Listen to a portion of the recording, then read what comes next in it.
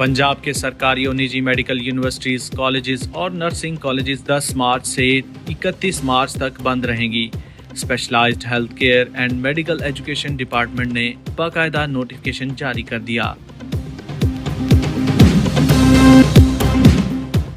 तेल की कीमतें फिर बढ़ेंगी, आइंदा इजाफे का बोझ अवाम पर नहीं पड़ने देंगे।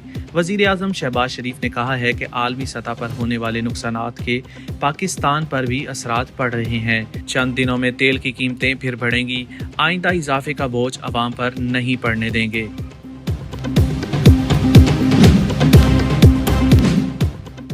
और पंजाब के तालीमी इदारे भी 31 मार्च तक बंद रहेंगे। वजीर तालीम पंजाब राना सिकंदर हयात ने कहा है कि पंजाब के तालीमी इदारे भी 10 से 31 मार्च तक बंद रहेंगे।